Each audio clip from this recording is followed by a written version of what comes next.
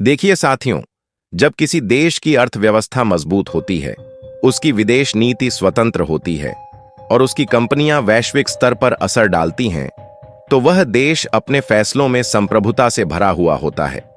आज भारत वैसा ही देश बन चुका है और यही वजह है कि दुनिया की बड़ी ताकतें, चाहे वो यूरोपियन यूनियन हो या अमेरिका, अब भारत के साथ अपने रिश्तों को फिर से परिभाषित करने की कोशिश में लगी हैं। हाल ही में यूरोपियन यूनियन ने रूस से जुड़ी सप्लाई चेन के बहाने भारत की दो प्रमुख कंपनियों नायरा एनर्जी और रिलायंस इंडस्ट्रीज पर अप्रत्यक्ष दबाव बनाने की कोशिश की, जबकि ये वही कंपनियां हैं जो वर्षों से यूरोपीय बाजार में ऊर्जा जरूरतें पूरी कर रही थीं। अब यूरोपीय यूनियन कह रहा है कि वे भारत से रिफाइंड प्रोडक्ट्स नहीं लेंगे, लेकिन भारत अब 90 के दशक का वो देश नहीं है जो चुपचाप सहन कर ले। नायरा एनर्जी ने दो टूक जवाब दिया, अगर उत्पाद चाहिए तो पहले भुगतान करें, फिर बात होगी। और यहीं से कहानी एक दिलचस्प मोड़ लेती है, क्योंकि जहां एक तरफ यूरोपीय यूनियन भारत के साथ व्यापार में अड़चनें डाल रहा था, वहीं दूसरी तरफ उसी संगठन ने भारत के साथ फ्री ट्रेड एग्रीमेंट FTA को लेकर बातचीत तेज कर दी है। क्या यह विरोधाभास नहीं है? दरअसल यह एक बड़ी रणनीतिक चाल है, लेकिन भारत भी अब चालों का जवाब चाल से देता है, और वो भी बराबरी के साथ। दोस्तों, अगर आपको यह जानकारी उपयोगी लग रही है तो इस वीडियो को लाइक करें, अपनी राय कमेंट में लिखें और ऐसे ही ज्ञानवर्धक विषयों पर वीडियो पाने के लिए चैनल को सब्सक्राइब करें, ताकि अगली बार जब भारत की कोई बड़ी जीत हो तो आप सबसे पहले जानें। अब बात करते हैं कि आखिर यूरोप भारत के सामने क्यों झुक रहा है। पिछले कुछ वर्षों में भारत ने जिस तरह से अपने व्यापारिक साझेदारों के साथ बराबरी की नीति अपनाई है, वह अभूतपूर्व है। भारत ने ब्रिटेन के साथ फ्री ट्रेड डील साइन की, और वह भी अपनी शर्तों पर। ब्रिटेन, जिसने कभी भारत पर राज किया था, अब भारत को बाजार की तरह नहीं बल्कि एक रणनीतिक साझेदार की तरह देख रहा है। इस डील के तहत भारत को जेम्स ज्वेलरी, टेक्सटाइल और फार्मा जैसे सेक्टर्स में लगभग 0% इंपोर्ट ड्यूटी की छूट मिली, जबकि भारत ने ब्रिटिश उत्पादों पर धीरे धीरे रियायतें देने का वादा किया। मतलब यह कि खेल अब भारत के हाथ में है। इस घटनाक्रम का सबसे बड़ा असर अमेरिका और यूरोप पर पड़ा। अब यूरोप को यह एहसास हो गया है कि अगर उन्होंने भारत को नजरअंदाज किया तो वो वैश्विक व्यापार की दौड़ में पीछे छूट जाएंगे। तभी तो यूरोपीय यूनियन के 27 सदस्य देश अब भारत के साथ फ्री ट्रेड एग्रीमेंट FTA को प्राथमिकता देने लगे हैं। वह भारत को अब एक भरोसेमंद आपूर्तिकर्ता के रूप में देख रहे हैं, चीन की जगह लेने वाला एक ऐसा साथी जो उच्च गुणवत्ता, समय पर डिलीवरी और पारदर्शिता के साथ व्यापार करता है। लेकिन भारत भी अब नर्म नहीं पड़ता। जब यूरोप ने नेफ्था उत्पादों को ब्लॉक किया तो भारत ने बिना देरी किए अपना टैंकर वापस मंगवा लिया, जबकि यूरोपीय पाबंदियां आधिकारिक रूप से 6 महीने बाद लागू होनी थीं।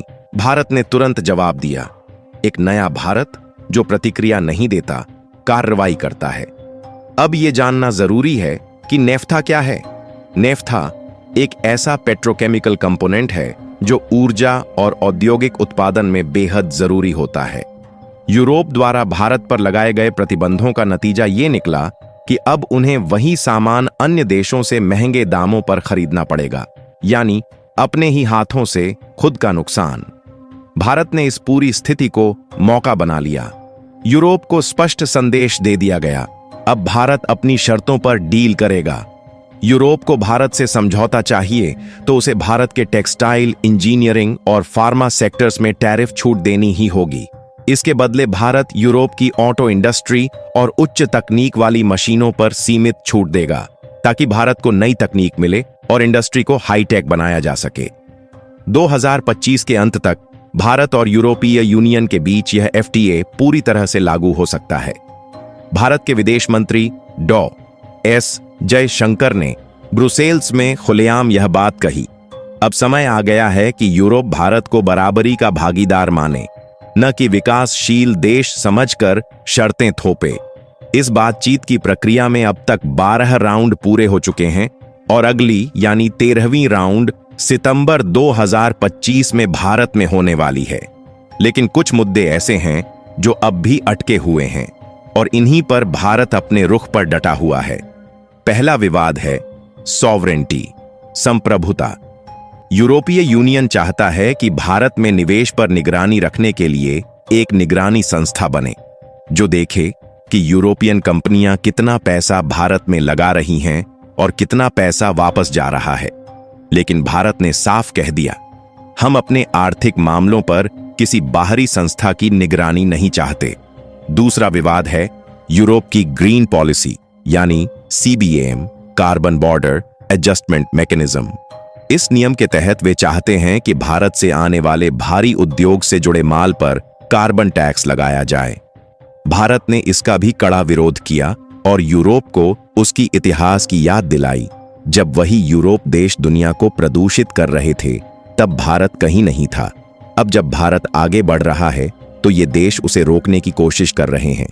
भारत ने स्पष्ट कर दिया है, अगर CBAM जैसे नियम थोपे गए तो भारत FTA पर पुनर्विचार करेगा। अब बात करते हैं कि भारत को इस FTA से क्या क्या फायदे मिल सकते हैं। टेक्सटाइल, जेम्स ज्वेलरी, इंजीनियरिंग और फार्मा उत्पाद यूरोप में कम या जीरो ड्यूटी पर बिक सकेंगे।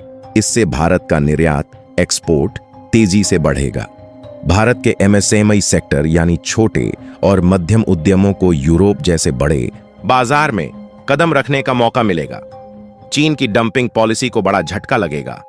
भारतीय प्रोडक्ट्स यूरोपीय बाजार में चीनी माल की जगह लेंगे। भारत को ग्लोबल सप्लाई चेन का केंद्र बनने का अवसर मिलेगा, यानी भारत वैश्विक मैन्युफैक्चरिंग में अग्रणी भूमिका निभा सकता है। और सबसे बड़ी बात, यह FTA एक बराबरी का समझौता होगा जिसमें न कोई दबाव होगा न कोई झुकाव। यह कहानी भारत की एक और जीत की कहानी है। यह कहानी है उस देश की जो अब झुकता नहीं, संवाद करता है, सौदा करता है अपनी शर्तों पर। दोस्तों, इसी बदली हुई छवि और शक्ति का नतीजा है कि आज भारत G20, SCO, BRICS और UNSC जैसी सभी संस्थाओं में एक निर्णायक भूमिका निभा रहा है। और यही वजह है कि जब भारत किसी मंच पर बोलता है तो सिर्फ तालियां नहीं बजती, नीति भी बदलती है। और यही वजह है कि जब भारत किसी मंच पर बोलता है तो सिर्फ तालियां नहीं बजती, नीति भी बदलती है। अब तो हालात ऐसे हैं कि यूरोपीय यूनियन के कई देश भारत से अलग अलग स्तर पर डील करने की कोशिश कर रहे हैं ताकि वो किसी तरह भारत की नो नॉनसेंस पॉलिसी से बच सके। तो दोस्तों, अब दुनिया को यह बात समझ में आ गई है, भारत कोई पिछलग्गू राष्ट्र नहीं बल्कि एक वैश्विक नीति निर्माता बन चुका है। और अगर कोई भारत से पंगा लेता है तो उसे जवाब एक झटके में नहीं बल्कि ऐसी रणनीति से दिया जाता है कि सामने वाला दोबारा सोचने पर मजबूर हो जाए। तो अगली बार जब कोई भारत की रणनीति, उसके आत्मविश्वास या उसकी डिप्लोमेसी पर सवाल उठाए तो बस एक ही बात याद रखिए, भारत अब झुकेगा नहीं, भारत अब रुकने वाला नहीं। और अगर आप भी मानते हैं कि भारत की नई डिप्लोमेसी ने पूरी दुनिया को झकझोर दिया है तो वीडियो को लाइक कीजिए, कमेंट करके अपनी राय बताइए और चैनल को सब्सक्राइब जरूर कीजिए ताकि ऐसी ही दमदार बातें आप तक सबसे पहले पहुंचें। जय हिंद, जय भारत।